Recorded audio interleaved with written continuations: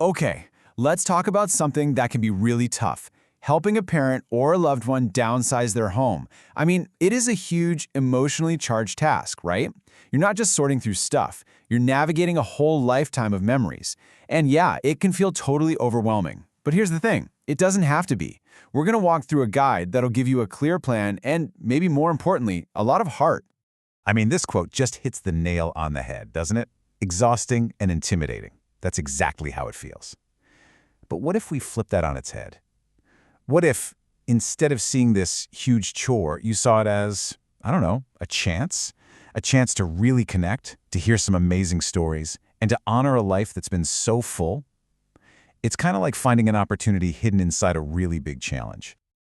All right, so where in the world do you even start? Well, with any giant project, you need a map. And that's exactly what this is. We're going to break it all down with a super simple 4-category framework. Think of it as your roadmap to sanity. Your only job? For every single thing you pick up, you just decide which of the 4 buckets it goes into. That's it. That's how you start to feel like you're in control. And this checklist? This is your secret weapon. Seriously. It takes what feels like a million overwhelming decisions and boils it all down to just 4 simple choices for every single item you touch. Keep, sell, donate, or toss. That kind of clarity is what's going to keep you moving forward and prevent you from getting totally stuck. First up, let's talk about the keep pile. And listen, this pile has to be exclusive.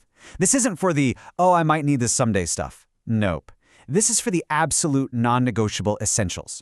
We're talking irreplaceable family treasures, super important documents, wills, medical records, and the things your loved one genuinely uses and loves every single day.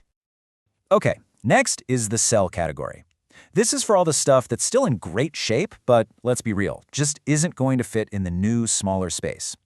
Things like furniture, collectibles, maybe a whole set of kitchen gadgets they don't need anymore. And, hey, selling these things can create a nice little financial buffer. And with sites like Facebook Marketplace or eBay, it's actually pretty easy to do. Then we have the donate pile. This one feels good, right? This is for anything and everything that can have a second life and bring a little joy or use to someone else.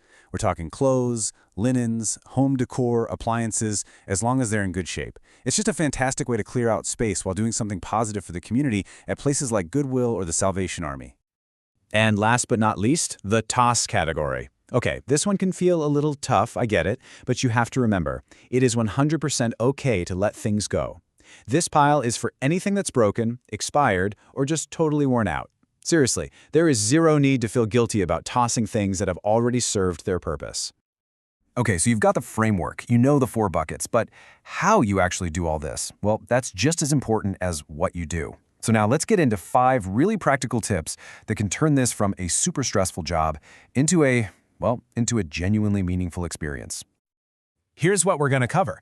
Pace yourself, empower your loved one, remember the special moments, gift those family heirlooms, and use some key questions to cut through the noise. Think of these as your 5 guiding stars for the whole process. All right, tip number 1, and this might be the most important. Pace yourself. You have to be realistic here. You're sorting through decades of stuff. This is not, and I repeat, not a weekend project. If you try to do it all at once, you're just going to burn out. So, focus on one tiny area at a time. One closet, one shelf, heck, even just one box. It's all about small, steady wins. Number 2, help your loved one feel in control. I mean, if they're able to be part of this, their involvement is absolutely crucial. Remember, this is their life, their memories we're talking about. When you let them lead, let them tell the stories, and let them make the final call on things, you're giving them power back. It provides a real sense of control during a time when a lot can feel out of control. And believe me, that lifts a massive emotional weight. And this brings us to tip 3, which is, honestly, it's the hidden gift in all of this. Every single object has a story, right? That old photo album, that chipped teacup, it all means something. So slow down, just listen. These conversations, these stories, those are the real treasures you're going to find. It's a chance to learn things about your loved one's life you might have never heard otherwise. Now, what about those really special family heirlooms? You basically have 2 really powerful options here. First, you can gift the actual item. There's something so beautiful about letting your loved ones see the joy on a grandchild's face when they receive that special piece. It's incredible. The other option, Preserve the memory, not the object. Take a beautiful photo of it, write down the story that goes with it, and then you're free to let the item itself go, knowing that its legacy, its story, is totally safe. So tip 5 is all about what to do when you get stuck. You know those moments, right? When you're both just staring at something and the sentimental value makes it feel impossible to decide? That's when you need a tool. And this tool is a set of simple, direct questions that can just cut right through the emotional fog. So you start with the most practical question of all. Is this item regularly used? I mean, really think about it. Has it been touched in the last year? We're not talking about what could be used someday. We're talking about right now. This question is just a simple, honest starting point. And if the answer is no, well, that's a pretty strong sign it might be time for it to go. Okay, from the practical, we move to the personal. The next question is, does this truly enhance their quality of life? And this is about more than just usefulness. It's about joy. Think about a super comfy reading chair or a favorite painting. It might not get used every day, but man, it feeds the soul. This question helps you figure out the difference between the real treasures that bring happiness and the stuff that's just clutter. And finally, you gotta face the laws of physics, right? The last question is simple. Would this item physically fit in their new space? This is the ultimate reality check. You might both absolutely love that huge armchair or that massive bookshelf, but if there's literally no room for it, well, the decision kind of makes itself. This question just grounds the whole conversation in the reality of the new home. You see, when you use this framework and these tips, something really cool happens. The whole focus starts to shift. It stops being about getting rid of stuff or focusing on what's being lost. Instead, it becomes about creating a new space, both physically and emotionally, that's just for the things that are truly, truly essential. And really, that's the whole point, isn't it? The reason you go through this tough process is to clear away all the extra stuff so that the things that are left can really shine.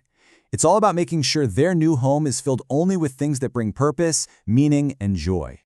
And you should never ever forget that all this hard work pays off in some really big ways. It relieves stress, it can lower expenses, but most importantly, it just makes the whole transition into a new chapter of life so much smoother. It helps focus on what really makes a home, the people and the memories. So as you start this whole process, just remember this one thing. You're not just cleaning out a house. You are, in a very real way, curating a legacy. The things that are left are going to tell the story of a lifetime. So the final question you have to ask is, what story do you want those items to tell?